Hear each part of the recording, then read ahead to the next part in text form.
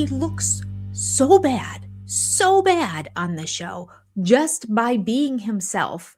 I don't know why David needs to have an opinion about anything here. Saying basically everything except for, remember how great we were together in bed? I mean, that's the only thing he left out, which, I mean, he wasn't. Allegedly. Robyn is going to flip out when she sees that. She is not going to like it. Step back, Jenny. Don't get too proud of Christine, because all the good stuff Christine says, she says to the camera in a couch interview later on. Incredibly poetic. What?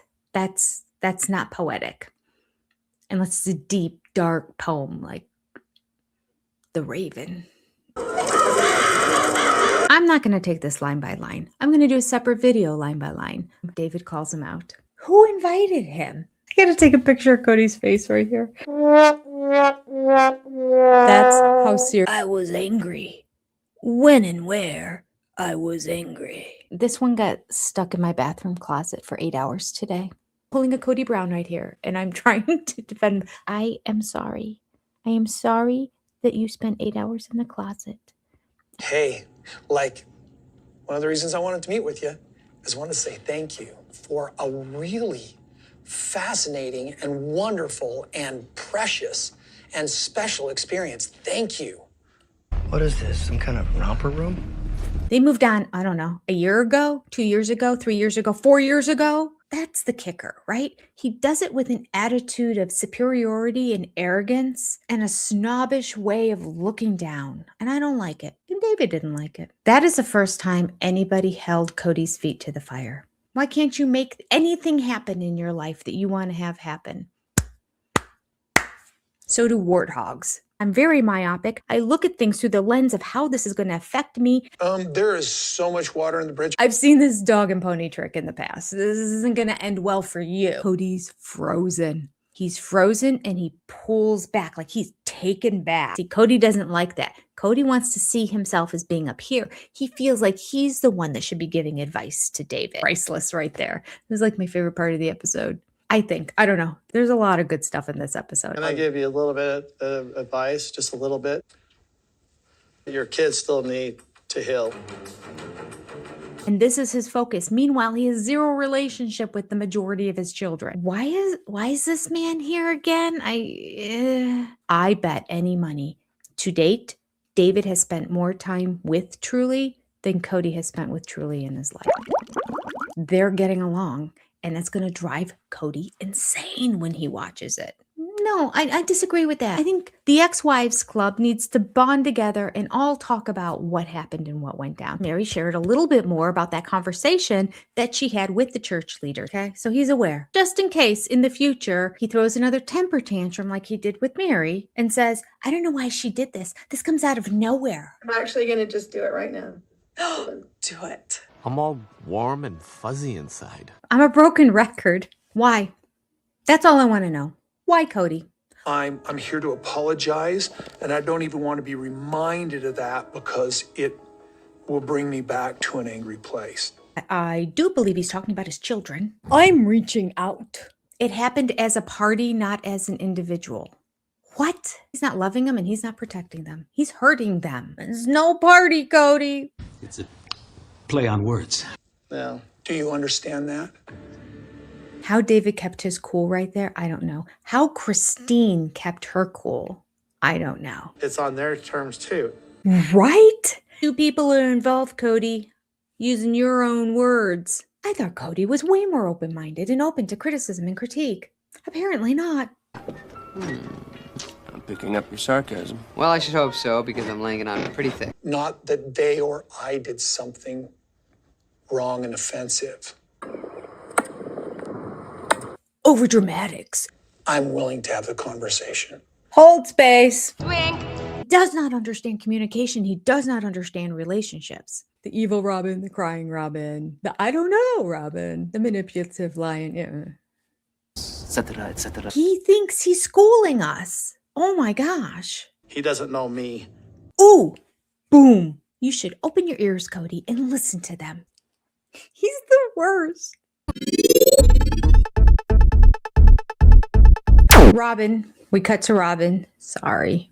The only concern I have about the apologies is that it won't be received in the same manner that it was intended. What was the manner intended? That's what I want to know. A haughty arrogance? I think they're receiving it that way. Well, Janelle didn't. She received it as Cody intended it to be, a manipulation.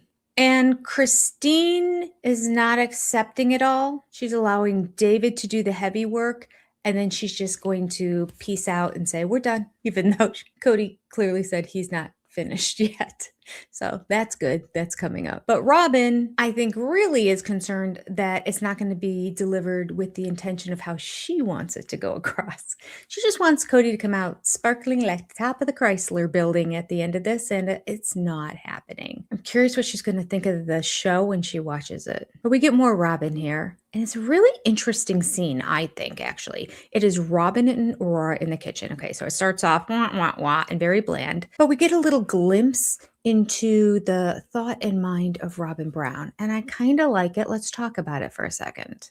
Oh, wait, before we get there, she's still complaining some more about the OG3. Of course she is.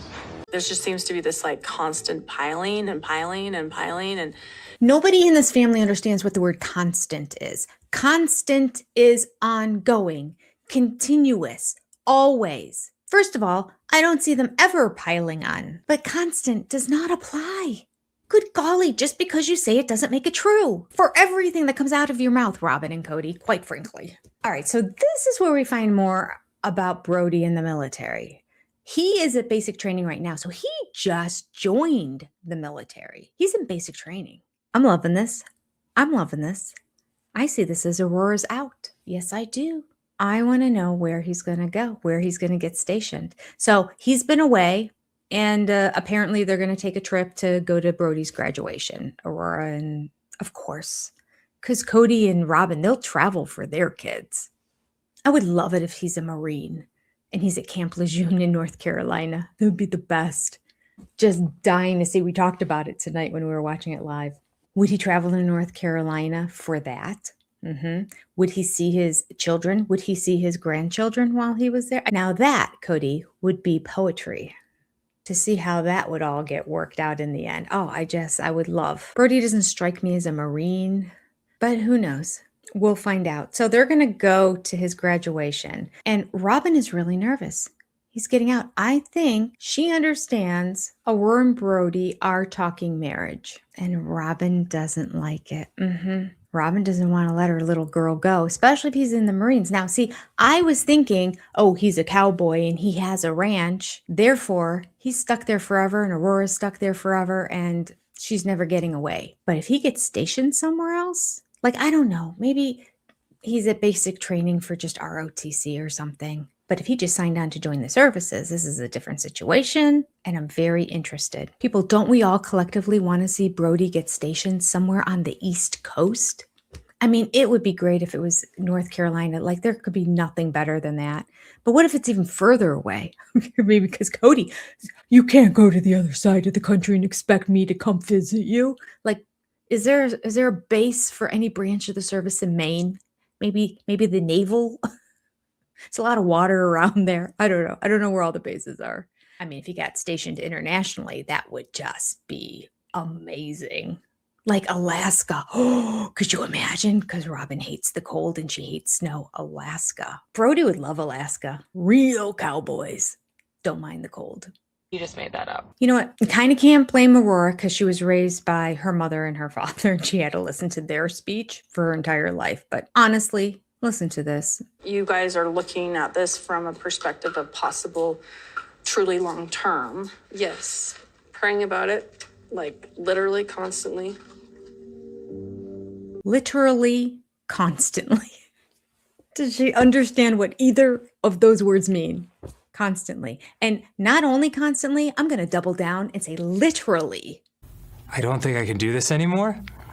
Done. Moving on. All right. So Robyn now comes out, gives us an absolute lie. I want Aurora to experience life out on her own. She's in her mid-20s and she still lives with Robyn and Cody. The girl didn't even get the opportunity to experience dorm life in a same city as her mom. She wouldn't even have been that far away. It's not like a dorm in a college that's many states away or even hours away. In Flagstaff, she didn't stay in a dorm or an apartment with any friends, not even the two of them as sisters together in a... No. She's in her 20s and she's never left mommy's wing. And Robyn has the nerve to say, I want her to experience life on her. Look, your fault, Robyn. Your fault.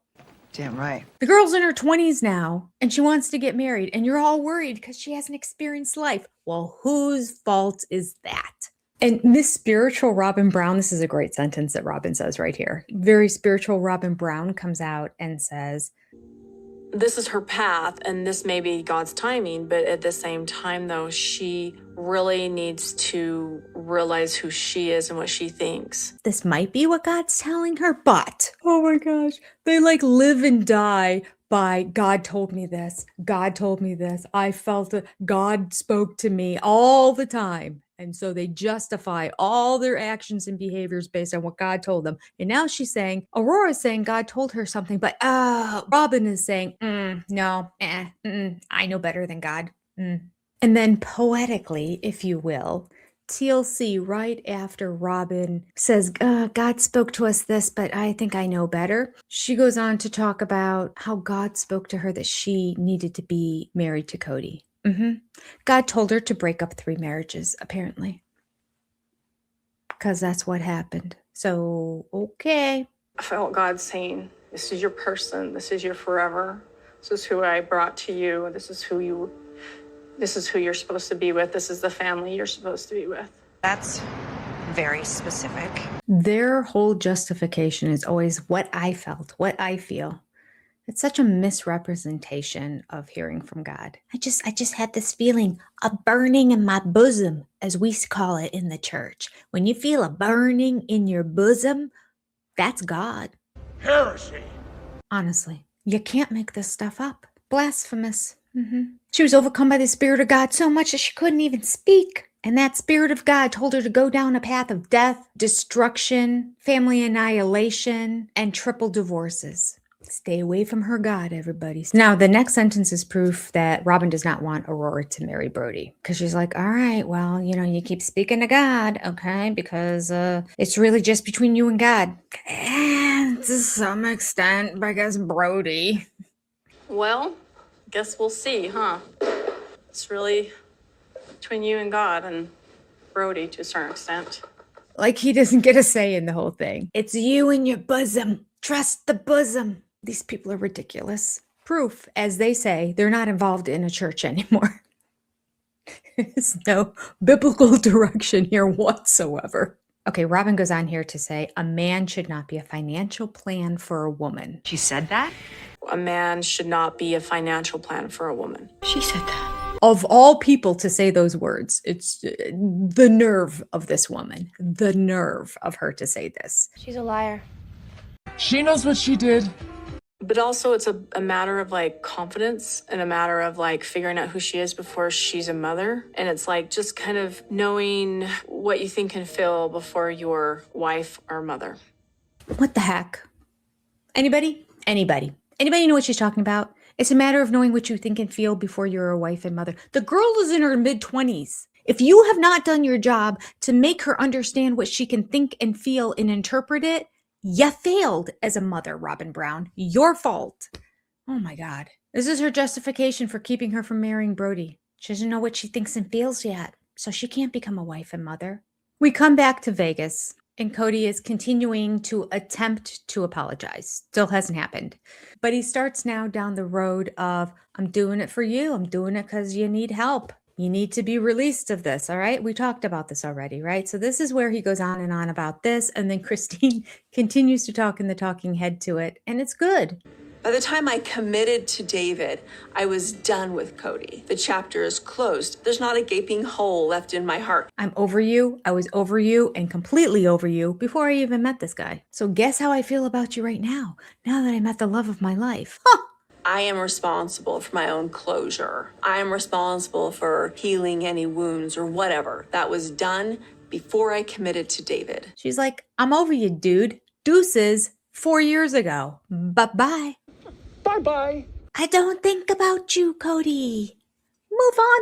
Cody's so full of himself. They don't think about you. They don't like you. They're over you. Projecting. David goes on to say, I was that same guy as you. Just listen to me, Cody. I have advice for you because I was you. And I was so damn stubborn. He basically just said, Cody, you're so damn stubborn. So good. Cody hates it. He's hating every moment of it. I was so damn stubborn. David, you got 2 years with Christine. I had 25. First of all, it's been more than 2 years. You've been divorced from Mary for 2 years, so Christine was the first one to leave. Get the timeline straight. Second of all, in probably David's first year of marriage to Christine, he knew her better than Cody did in 25 years. It's quality, not quantity. Something Cody doesn't understand. No, I'd love you to come to Moab with me. I'm not really that interested in it, but thanks. Don't be condescending. But thanks. And apparently Cody doesn't want to spend extra time with David as he claims he does. I'm not trying to be Debbie Downer. It's just an issue of managing expectations. Cody's worried about managing expectations. What expectations? I don't know whose expectations he's referring to, his or theirs. I don't. So I just want to be careful that we're not stepping into a realm that doesn't quite work yet. I mean, he's saying a whole bunch of words now that are just words. I don't really know what he's talking about. It's very complicated. It's not complicated. I will see. Talking around things without saying anything. It's almost a gift. It's a shame that he can't make a career out of it.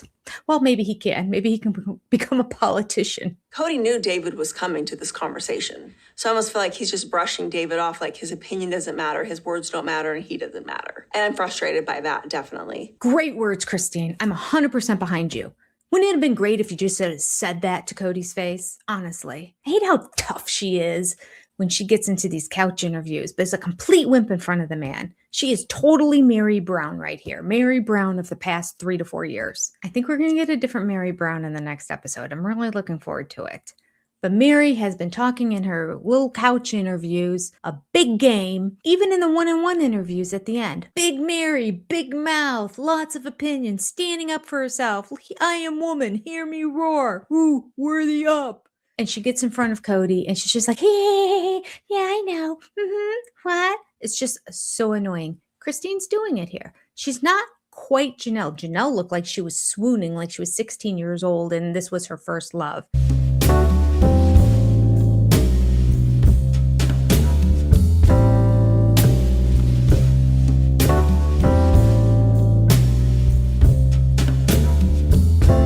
Christine is just being silent and letting him get away with everything. And apparently she has all these thoughts and feelings, which are good and spot on, but she's sharing them to a camera and a producer 6 months later on a couch. So annoying. She said if we had to do a part 2, we could do a part 2. I'm curious if there's ever going to be a part 2. I don't think there is in this season, or they would have showed us part of it. So maybe next season we get a part 2. I don't know. But at this point, as for part 1, she just sat there, she listened, she took it, and David spoke up for her. And that ruffled Cody's feathers. So that was the only good part that came out of it. Truth was spoken, but Cody didn't receive it because it came from David. Now, if Christine would have said it, would he have received it? Probably not, but that's the person who was supposed to speak up for herself. Tough woman, hear me roar. I don't know. I think she needs to get the spiritual release. I really do. I think she still feels connected to him in some way. I think that she will find her power in complete independence from him. That's just me just trying to manipulate the situation. I don't know if it's really going to help her that much. It's just a little spiteful part of me that wants to stick it to Cody. Especially because we know from Notes to Self, Melanie mentioned that when Mary went for the spiritual release, she was talking to her father about it. I don't think she's talking to her father right now because I think he's not fond of her channel. But she was at the time when Mary asked for the release. And he told her that when they called Cody to let Cody know Mary was granted the spiritual release, Cody just said, don't give one to Christine. Christine doesn't deserve it. Didn't say anything about Janelle, but Christine, oof, that's the one that'll get him. So that's what needs to happen. In a perfect world. Can somebody tell this to Christine? Because I know nobody seems to watch the show or any of our reviews. I don't think any of the wives or the kids are watching my channel. I have good advice, I think.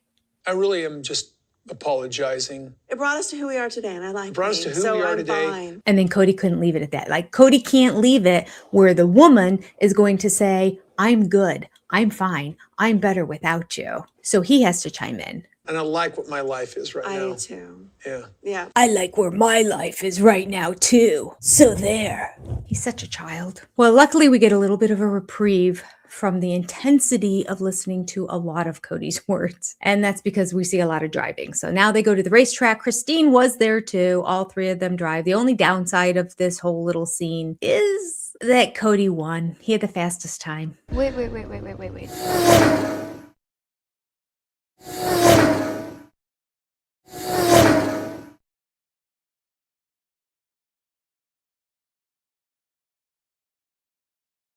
Cody was weird the whole time. He was standoffish. He was quiet. He was squirmy. He didn't want to stand next to Christine because he was afraid somebody might think she was his wife. Who the F cares? Does he literally not stand next to any women in his entire life for fear that somebody thinks they might be his wife? He just says the dumbest things. He really does. He does. This is a segment now that we saw in the trailer where Cody's talking to Brian, his friend. Brian is the friend who Cody went and officiated his wedding during COVID, right after he said it wasn't safe for him to travel to Isabel's surgery. Yeah. So right after that, and he couldn't do that for his daughter, he went and traveled and went to a wedding of a bunch of random people that came from everywhere and collectively got together in the same room. And no, they were not wearing masks. Are you nervous?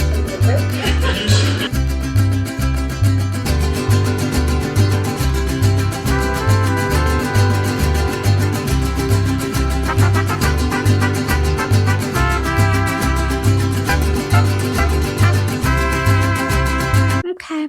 So that's the Brian we're talking about. So that Brian is sitting on the couch and talking with Cody. Now, we do get a little bit of interesting information here. Cody does come right out, straight up, throws Janelle under the bus in a major way, says it was Janelle's idea to sell the property out from underneath Mary. Makes her look like an evil, awful woman. Now, I stand by the fact that I've said all along, if indeed that was the case, because somebody, which would have been Cody Brown, convinced Janelle, if we lose this buyer, we might not get another one. So if Janelle, for whatever reason, felt like nobody else in the world is going to buy this property, I don't think Janelle understands the confidentiality agreement that Cody wanted Mary to sign. I don't think she did. I hope she didn't know about it, because I am hoping that Janelle didn't get same said confidentiality agreement and signed it. And I would love for it to come out that he wanted Mary to sign something that he didn't require Janelle to sign either. Like, there's just so many questions that somehow a TLC producer never thought to ask in a couch interview and inform the viewers. So many question marks, makes the show so confusing. And we get a little bit more information here, but still very confused. And really, as somebody said tonight, I want to see that confidentiality agreement that he wanted her to sign. What was really involved with it? Okay. I digress. So he's telling Brian, Mary's dragging her feet in not signing paperwork. Now, he didn't tell Brian, I wanted her to sign a confidentiality agreement. No, just paperwork, making it look like Mary's just being greedy and she wants more and more and more. I wanted to equally divide it for everybody and just have her sign the paperwork, and she said no. And therefore, Janelle had the great idea, let's sell it out from underneath her. So she was the one that was pushing the idea, not I. But then Brian luckily points out, Cody, those cameras. Are you filming this? So according to Cody, exactly his words are, At one point, Janelle's like, listen, we're just going to sell this out from under Mary and Robyn. hey, listen, we're just going to sell this out from underneath Robyn and Mary. Do you think for a second Janelle said that? Do you? No. Are we stupid? Were we born yesterday? You think Janelle said, sell this out from underneath Robyn and don't tell her about it, and thinking that that would happen? Of course not. And I don't think that those words ever came out of Janelle's mouth. I really don't. I don't think she ever said, let's sell it out from underneath them. I don't. I think that there is a chance, a small chance that Janelle was misguided and led to believe if they lost this buyer, that was it, and misled to believe that Mary was being completely unreasonable and not signing the paperwork. And she's like, well, I don't know why she's not signing it. I'm fine with the paperwork. She said she was fine. Everybody's fine with a quarter. Why is she not signing it? Well, we need to do what we need to do. We'll just see to it that she gets her money. I'm completely convinced that's how it went down. And I don't believe ever Janelle said, let's sell it out from underneath them. I think she's just like, let's just go ahead and do what we need to do and make sure everyone gets their money. Now, smart of Mary to not sign the confidentiality agreement. But what's great about this scene is this. Robyn, we've got to do this. And Robyn's like, I will not do this. Cody didn't know what to do because he's got Janelle over here, according to him, saying, let's do it. Pause for a small comedy break right here. I went to God. I was like, am I morally off? Yes, you did. Wait, just listen to this next line that Cody says. Darkness, the evil of divorce itself, that dark experience, has cankered my soul. It cankered his soul. A phrase nobody has ever heard in their life. Cankered my soul. He's such a poet. So Cody goes on to tell Brian, listen, because of the cankering of my soul, I need to go and apologize to my original wives, all three of them. And Brian's like, wow, this is a shock to me because you've had such animosity against them, but I really think it's the right thing to do. And you have a family and you have kids. And right away, Cody, he hears the word kids and it's like The Exorcist, like his head's going to start spinning around or something. Tensions have been so high. Like, I absolutely think it's the right thing because this is still a family, and you've got kids. Here's the problem. Oh, not kids. We're not talking about the kids. Stop talking about the kids. No, we're not talking about the kids. I'm going back to the wives. I'm apologizing for everything that I can, but I will never trust them again. They don't trust you and they don't want to be your friend. It's all good. I trusted certain things about Mary. I trusted certain things with Janelle. I trusted certain things with Christine. Trust has been murdered. We're all guilty in that part. I need to forgive myself for my inability to figure that out. What? Good God. Figure what out? You need to forgive yourself for your inability to figure out that you didn't trust them and they didn't trust you. What's to figure out? Oh my gosh, this is excruciating. I apologize to all of you. We're going to move on right here, and we're going to go to Parowan. Parowan, where Mary is talking to Jen and Amber together, and she lets Jen and Amber know she's going to meet with Cody the next day, which means we'll probably see it on the show next week. And I love Jen's face. The minute she says it, Jen just kind of snarls and goes, why? So I'm having a conversation tomorrow with Cody. Why? No, thank you. No, for real. Why are you doing that? Why would you do that? Jen's not having it. Jen is not having it at all. She's got nothing positive to say about it. She's got nothing but snark. I'm here for it. She doesn't like it. I don't like it. She keeps pointing out how he keeps manipulating her. She keeps pointing out how even if all he does is just get in under her skin a little bit, he wins. And so she doesn't see any good that's going to come out of this. I love it. Will you put your phone on speaker? Yes. It's good. She's right. It'd be great if she did it too, right? I doubt she does, but it'd be great if she did. It would have been nice if one of the wives is like, no, I'm good. I don't need you to do your apology tour. The only reason they're doing it is because there's a show. Let's be honest with it. I don't know if any of the three of them would have sat down and met him. The girls are completely confused. They're like, why? I don't understand. What's going on? What's he talking about? Is this over Zoom? You're going to meet him? Why? Why would you do that? What's going on? And Mary explains what Cody told her on the phone as to why he wants to meet with her. But why? But yeah, I don't Because he understand. wanted to have a conversation to extend an olive branch of benevolence or something to that effect. We got olive branch and benevolence in the same sentence. And I was just saying this evening when I was talking to everybody, I really hate how he uses the word benevolence anyway, because it's a way of raising himself up and like helping the poor, helping the lesser than, doing good for others. Yeah, I'm doing this for you. I'm doing this to help you. That's what benevolence is. I even looked up the definition because I'm like, do I misunderstand this, folks? It was like during the commercials of the show, I'm like, I'm misunderstanding benevolence here because Cody is not benevolent whatsoever. He's selfish and he's stupid. But as one of the sister wives points out, he still thinks he's the priesthood or leader of their family and therefore has the authority to bestow benevolence on them. It's the worst. Jen had a great line and she asked Mary, well, all right, if you're going to go do this, can you at least put your phone on speaker so we can hear what he has to say? I love it. And I think it's a great idea. I think that will help keep Mary accountable if she knows Jen is listening in because Jen doesn't mix words. She doesn't like Cody. Well, it turns out she's a pretty good judge of character. And she speaks truth and she lets Mary know he manipulates you. Stay far away from that man. I love you, and I do my best to listen and not judge. But what the are you thinking saying, okay, sure? Yeah. It actually just is manipulative. Yeah. There's always something else and some reason. So even if all he accomplishes tomorrow is getting under your skin, then in his mind, he's won again. Yeah. And that makes me nervous. Then I totally forgot Jen said this. Jen went on a rampage about benevolence too. I don't know how sincere it is. Well, there you go right there. It's not. Well, that's what I'm... The benevolence word was used. I don't trust the benevolence word. He's always trying to throw around benevolence. That and bitch. Well, I knew about the bitch. Sprinkle them like frickin' confetti. Benevolence, bitch. And that's why the episode is named Benevolence, Bitch. Because Jen does not like Cody using benevolence any more than I do. Or probably any of you do. Oh, but he also likes the word bitch. We're back in Vegas with Brian. I'm sitting down with Brian, and this is the guy that I complained to. Lucky guy. How do you foresee it going with Mary? To be honest with you, I feel like Mary probably has potentially more bitterness about it. Like her and I, when I helped her move. Let me repeat. Me and Nathan helped her move. Yeah. And it was a great experience. Wink. Months later, she got really funky. And I have no idea why. None. Not my fault. There was a lot of constant accusation. Not constant.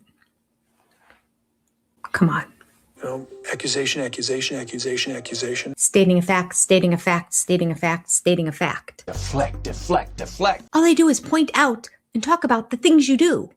That's not an accusation. Oh, that's the gospel truth.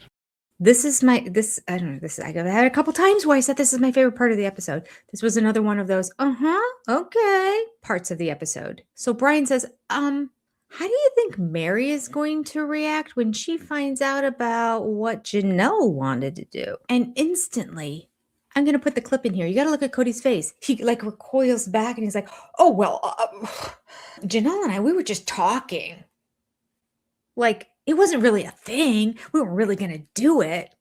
Even though he made it seem like Janelle was hounding him to do this. And he was begging Robyn to do it. And Robyn was like, no, don't, Cody. That's the picture he painted for us. Now all of a sudden he's like, oh, well, we were just talking. I'm thinking about this whole thing with Mary. I mean, how do you think that's going to go over Mary when she finds out about, Janelle and everybody during this Coyote Pass sale? Oh, that was just Janelle and I talking. But then he adds this. Janelle, I don't know if she was serious or if she was just trying to push me. I don't even know if she was serious. What? I'm going to go one step further. I don't even know that Janelle brought up this whole idea. I think Cody said it and she's like, yeah, okay, I guess. Whatever. Because as a sister wife pointed out in the live stream this evening, because Cody owned the majority of the property, he could sell it. He technically could sell it and then just disseminate the money. He didn't even have to change the names in different parcels. He did that because he didn't want to pay the taxes on selling all the property because his name was on all of it. Yeah. I think Cody, for dramatic purposes, because he loves drama as much as Robyn loves drama, is making this whole freaking story up. And I cannot wait until we hear Janelle's reaction to it. The only thing we've heard so far her say is, yeah, Cody mentioned that. And I just said, yeah, you could. That's what Janelle said. That's been her side of the story. You could. Legally, you could. Very interesting that right here, right now, he's backpedaling so much. I don't know if he's finally realizing, oh, wait, she's going to find out about this, isn't she? Even if I don't tell her about it, she's going to find out about it. I don't know, but it's very weird. And Brian's looking at him like kind of side-eyed, like, this isn't jiving with what you just told me earlier. Cody Brown. Wait. Let me go back. I mean, Janelle was trying to make a backdoor deal. Wait, Janelle was trying to make a backdoor deal. She was doing it. It was her initiative. She's trying to make a backdoor deal. I take it all back! Of course, I had to be involved in it because my name is on all the parcels. So she involved me and said, hey, don't tell anybody, but let's do this. That's basically what Cody's saying here. Do you buy it for a second? I don't. I just don't. But Janelle's big talk with that stuff all the time. I don't even think she was talk. I think she just went, yeah, okay, yeah, if that's what you want to do, whatever. Let's just make sure everyone gets their money. I really think that's how it went down. The more Cody talks, the more his story is changing. So now he's saying, no, she did. She did want to do the backdoor deal, but she's just talk. She doesn't usually mean most of the stuff she says. If you didn't think she meant to do it, would you go to Robyn? But then he admits he was serious about selling it out from under everybody else. Yeah. I was serious because I was getting frustrated, but Robyn refused to let me do it. I don't know about Janelle, but I was serious, yeah. Because I was mad, because I was frustrated, because I'm a little boy, and I throw temper tantrums. I don't think Janelle was serious enough about it because Robyn wouldn't let me be serious about it, so Mary doesn't even need to know. Huh? What? So now he's saying, I don't think Janelle was serious about it. Well, if you don't think Janelle was serious about it, why are we telling everybody that this is what happened and Janelle was trying to be manipulative and sell it out from underneath everybody? And now we're going back to, I don't think she was serious about it. And then he says, I was serious about it, but Robyn wouldn't let me be serious about it. So that was the end of that. And because of that, Mary doesn't even need to know about it. What? Bro, what are you talking about, man? Oh, okay. Brian's like, but she's gonna find out about it. Again, cameras. But then here's the last part. This is what his intention was. Right here. Cody was planning on being manipulative. That we were just going to force the sell and then just pay her when she would agree to the other agreements. Cody was mad. This is how I think it went down now. Cody is mad that Mary would not sign the confidentiality agreement. And so he wanted to push the sale of the property.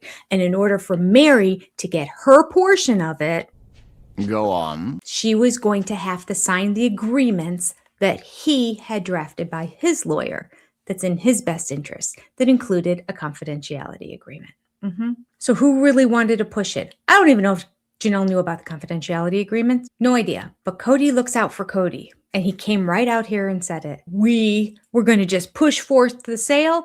And then when Mary agreed to the agreements, then we would give her money. That we were just going to force the sell and then just pay her when she would agree to the other agreements. He is continuing to manipulate, and which is making me even more sick since we saw the preview of the one-on-ones at the end to see Mary and Jen sit there on the couch and go, Janelle was in on this the entire time. Like it was Janelle's idea.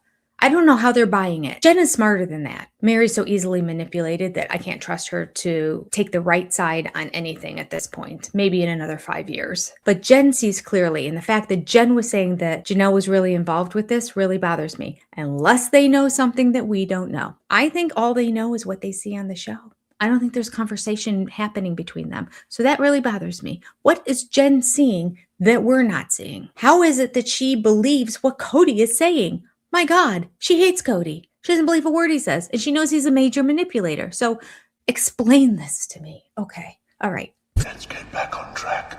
Please. All right. So the next little section is perfect. Brian's like, what do you mean Mary doesn't need to know about it? She's going to know. Again, cameras. Cody's not picking up on the camera part. He's like, well, I'm not going to tell her about it. If she's going to find out about it, she's going to have to find out about it from Janelle because I'm not going to say anything. He just sat here for 15 minutes explaining the whole thing to a camera that's going to go on a show and then says, I'm not going to say anything to anybody about it. So dumb. And he's so serious when he says it too. It's ridiculous. But she's going to know. Well, she won't hear about it from me. She's going to have to hear about it from Janelle because I'm not going to talk about it. You just did. Do you foresee a time in the future where maybe the whole family comes together? I'm thinking about that. I cannot quantify whether that's hypocritical. Quantify, incorrect word here. Like it's ignoring everything, or if it's okay. Right now, I'm not ready to answer that question. We'll talk about it another time. Okay.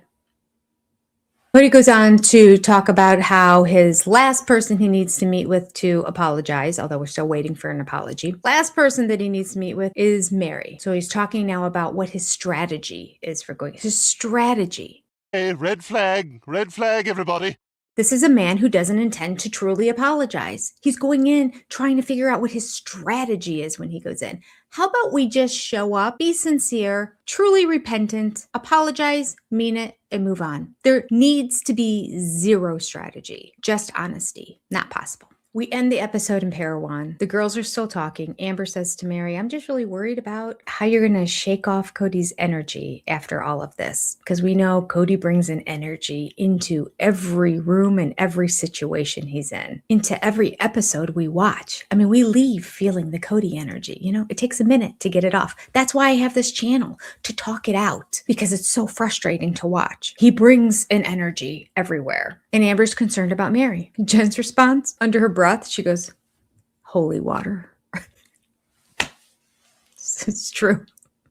Bring a crucifix with you while you're at it. Mary has a good point here at the very end. She's like, he probably doesn't like it that I'm talking about him here. Well, we just got finished listening to him talk about you. Jerks to each other. Maybe he thinks that this is jerks to each other when I'm laugh about him and talk about him. I think sure he that's doesn't really, think it's that's benevolent. really unfair. I'm sure he speaks very freely and openly with his friends too.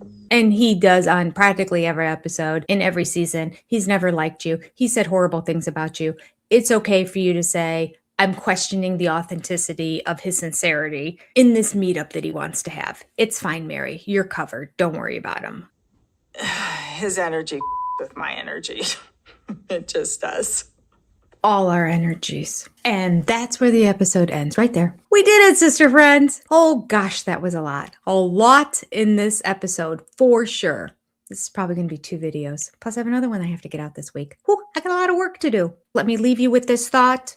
No matter how horrible this episode was in terms of frustration, it has not cankered our soul.